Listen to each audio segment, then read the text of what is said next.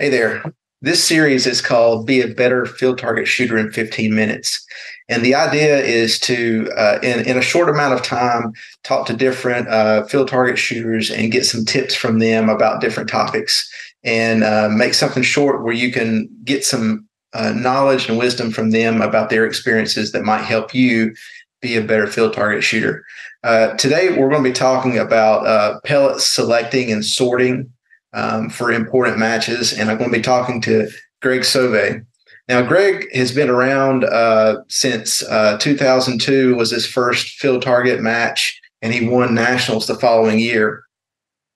He lives in Wisconsin, and he's been shooting field target for quite a while. He's got like 8 championships, I believe, with active field target. He's been to Worlds 10 times. And counting. He helps organize the USA Worlds team for WFTF.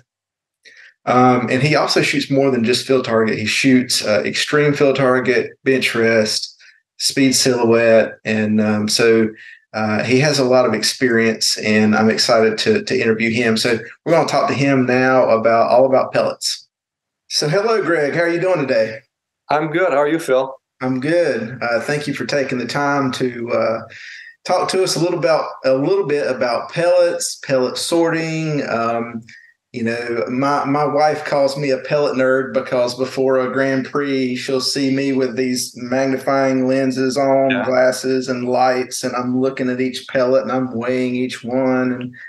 And she thinks I'm ridiculous, but she loves calling me a pellet nerd. But do you sort pellets? Do you weigh them? Do you wash them? What is your thoughts on sorting pellets? I've done it all. I've tried it all. I'll say this up front: some of the very best shooters in the world just shoot them out of the tin. They say. I know. Yeah.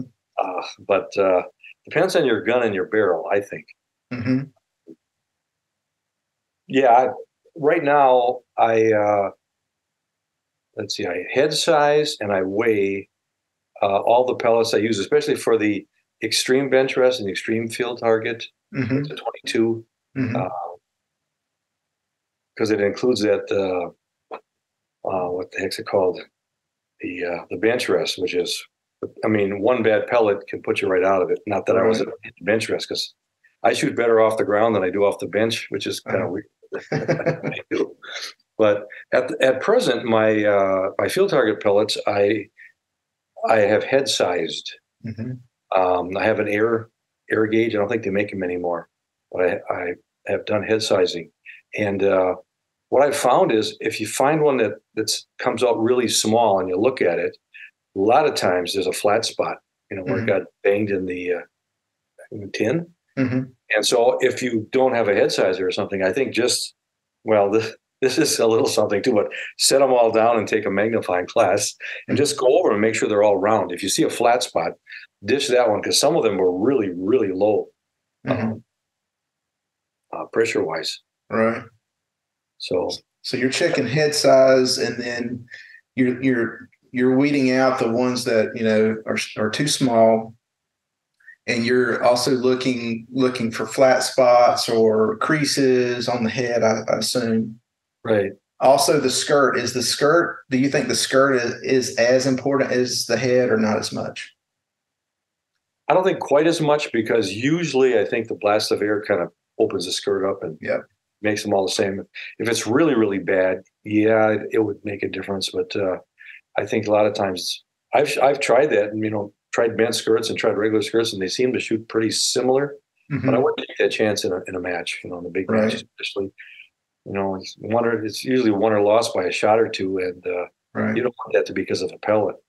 Yeah, it sounds like you've got some sort of device that for the head sizes that I don't have. I have a pellet gauge, Right. And you kind of sprinkle them in and shake them around, and they go in there, and you can some of them will just go down deep, and that those head sizes are a little small, but okay, so that's interesting. So now you also weigh your pellets, right? Correct? Yeah. Right. And you're sorting. Do you sort them by weight and then choose? Right. Usually in a tin you'll get an array of weights, and I'll put I'll put them together, and I'll put like within a couple of, is it grains or grams that we use? I keep getting them grains. back. Yeah, I use grains. Yeah, Within a couple of grains. Yeah, I weed out the really small and the really big. mm-hmm. I use them for practice, Yeah, but I'll use the pellets that are pretty much all the same size, and I'll put them together so I know that right, whatever that size is doing, they're all going to be pretty similar. right. So the ones that don't make the cut, you're using for when you say practice, just general practice, or just for standing practice, or Yeah, offhand practice, because we're not we're not that accurate offhand. Oh, right. I had an offhand tip I thought of. I don't want to change the subject right here, but as I was watching Paul last night, Yeah, something that I found that I just figured this out and it worked for me. I was looking at pictures of some of the really good shooters, and I noticed that they had their hand this way. Yep. I had my hand like this. So I just tried that. It made a huge difference for me. Now, I'm not saying for everybody, but I think it'd be worth a try. If you haven't tried that, Yep. have your hamstring a little bit. It seemed to be a lot steadier. Yeah. It kind of it can lock your arm kind of in a spot. Yeah. Sometimes I'll do that if I need to get a little elevation too, because for some reason, whenever I'm doing that, I have more elevation than whenever I have my wrist the other way. But Right. yeah, I need to try that more myself. So that's a good observation. Yeah. I just thought of it because I just figured it out myself. I mean, I thought, I've only been doing this for 20 some years. I haven't tried that one. Well, why not? Right. Right. So washing and lubing pellets. Now, are you a believer in the washing and the lubing? I haven't been doing the washing and lubing. I used to when I shot the 20 foot-pounds, and I was using Crosman pellets. They were a little dirtier. I usually would wash them and I would lube them. I usually use the Napier lube on them. Mm-hmm. I haven't been lubing my field target pellets. Sometimes I will lube the more high-powered gun pellets. I mean, we're shooting that 22. Some of the pellets I'm shooting are almost at 1,000 feet per second. It tends to let up a little bit more. When you lube, it kind of cuts that down a little bit. Right. So I would recommend trying it. See what works for you and for your gun. When I was shooting my Steyr, it made a big difference if I lubed the pellets and what I lubed them with. Mm-hmm. I tried everything there. I tried this bicycle chain lubricant, which I found when I put it on, it would go really fast and then it started slowing down. So, I mean, I didn't like that because it wasn't constant. With the Napier lube that I was using, I'd wash them, put the lube on them, I cleaned the barrel, and after cleaning the barrel, they would shoot consistent. It wouldn't speed up or slow down a lot. Okay. But for field target, I don't lube any longer. I just mainly do the head size. Yeah. But the head size is pretty good. The weights usually don't vary that much. But if you're doing something really particular, I would take the time and weigh them. Right. Right. Yeah, I think the washing and lubing, I think you said before, it kind of depends on the barrel. Different guns, some barrels are a little more particular than others, but the head size thing, I think that's maybe a little more. Well, I don't know if I want to say this, but I wonder if that's a little more universal as far as I think consistent head size anyway. I think probably makes a difference with almost any field target rifle. I don't know if I can prove that, but it just seems like it would. Do you think there's, I sort my pellets, sort of like what you said earlier. I've shot some of my best matches just straight out of the 10. Yep. But then, for Grand Prix, it's important, and, I want to score well, so I'll sort my pellets and I'll shoot those. I think there might be a part of it that's psychological. I think you're right on that. It's just because fine. You're not putting a terrible one in because you checked them all. I've already checked them all. That's just one thing that's not bothering you. Right. Yeah. So that might be part of it.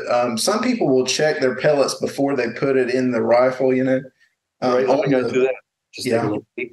I would do that, but my vision has gotten where I can't see close up. So you have to change your glasses, check your pellet, change your glasses. That's way too much. Yeah. All right. So good stuff. And I'm trying to think if there's anything else I want to ask you. The one thing I was going to mention on pellets was that if you can find a batch of pellets that's in your barrel. Now, some barrels are really not pellet fussy. You can put almost anything in. I had a lot more success if I found a good batch. When somebody gets pellets in and they don't really mark the batches anymore, it's kind of hard to tell sometimes. But if you buy some and you find out they're really good, see if you can buy some more of them. But the thing I always look for if I'm comparing is pellets that will string horizontally with the wind. So they're pretty much in a narrow strip going across. I'll just keep shooting at the middle.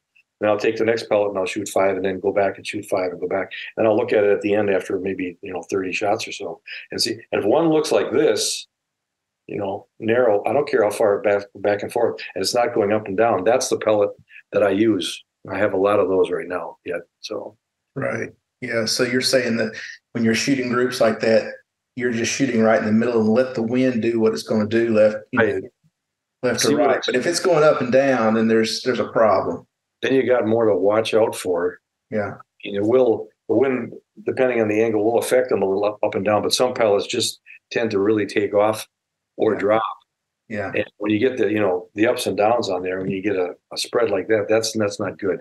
Yeah. The wide part of the target, it's in the middle. So pellets that tend to stay there are going to be your better pellets. Yeah. Now, when you're testing like that, are you shooting at 55 yards or 50 yards or? Usually I'm at 50. That's because the range I go to is, 25, 50, 100, or 70, 100. So I usually do it at 50.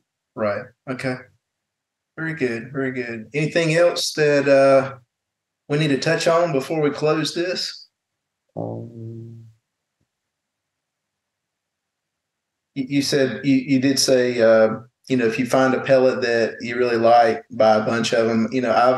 I've bought a whole sleeve of pellets and they'd be good, and then I buy another sleeve of the exact same pellet, and the head sizes are not the same. I mean, we're talking just a fraction, but they're a little bit smaller.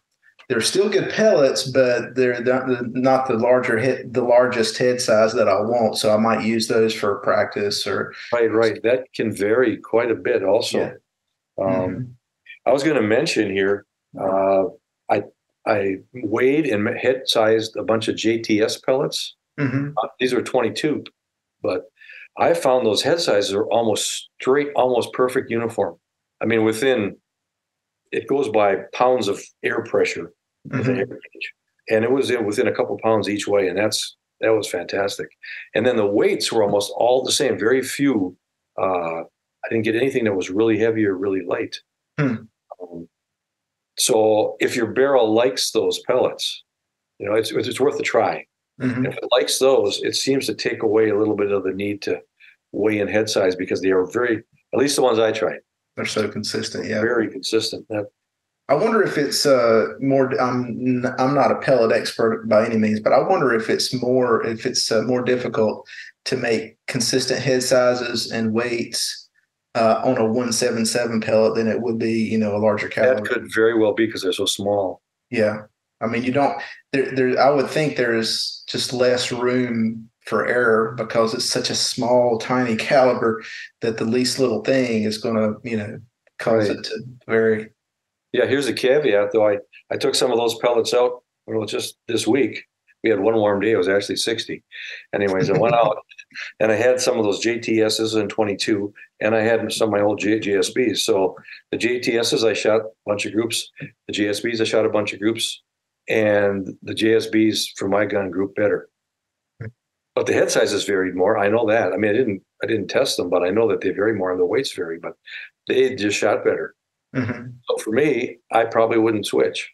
Right. For somebody else, it might work. I say try a lot of different batches, different pellets. Yeah, I get asked all the time, what pellet should I shoot in the Red Wolf or whatever? And right. You can have two. I'm a firm believer you could have two different rifles, the exact same model, and one made like one pellet and one is going to like another. It depends on the tune of it too. Like, right. For a long time, I've been shooting 13.4 threes, I believe is what they are. And, for hunter class, you're allowed up to 20 foot-pounds of energy. So, you might think that, okay, if I'm allowed 20 foot-pounds, I'm going to push 20 foot-pounds. More speed or more energy is not always a good thing. Right.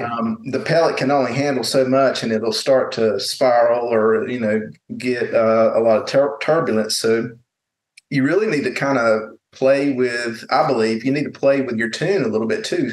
Slow the rifle down and see if the pellet likes that better, get a tighter group. So there's a lot of variables in it. Yeah, I know a lot of people worry about going faster. They figure they get out of the wind faster. But if you go too fast, when they start slowing down, sometimes you're going to get more of the spiraling. But if you're going slower, you just drop right in there. You get more of an arc. You got more trajectory to deal with. Yeah, but like you say, the speed makes a big difference a lot of times. Yeah, I might be able to get the pellet down there faster and avoid some wind, but if it's not grouping as good, then what's the point? Right. That's the bottom line. Right. All right. Well, good stuff. If you don't have anything else, I guess we'll close up this session. Yeah, I'm good. Unless you have any other questions, I wrote some things down. I think I covered everything I jotted down there. Okay. Well, and if anybody watching this, if you have some questions or some ideas, or I'm sure that there's a lot of opinions about pellets and sorting pellets and washing pellets and what you should use to live them, and use pledge or use whatever, so you can put those in the comments. That'll be interesting. So, well, one thing I'm just going to mention, I did a post on the Airgun Nation about POI shift with temperature. People were talking about the scopes and that, and I just had some information on there if you wanted to check that out. It's interesting because when it's colder, the air is going to be thicker, and probably most guns are going to shoot a little low, whereas it's warm, the air is less dense, so your POI may very well be a little higher most of the time. So it may not be the scope. You're saying it's. Oh, that's going to happen. It's going to be, the thicker air is going to probably cause it to go a little bit low. But if your scope shifts in the same direction, in other words, if when it's cold, you're ranging short, and the pellets and it's shooting low, you're going to go way down there. I was fortunate in my scope went the opposite way. Oh, wow. And it almost canceled everything out. Yeah, the scope would, I would range, and when it's cold, it would range a little long, but just long enough to compensate for the amount it would drop. So I'm thinking, this is nice. If you can happen to run into that situation. That's pretty cool. I've never heard of that. That's pretty neat. All right. Well, that's all the wisdom I got, I guess. Yeah. All right, Greg. Well, I appreciate it very much. And, thank you for the time, and you've got so much experience, so many years of shooting, and I appreciate you being willing to share some of that knowledge with the greater community. I'm happy to. Yeah. All right. Well, thanks a lot. Thank you. See you, Phil.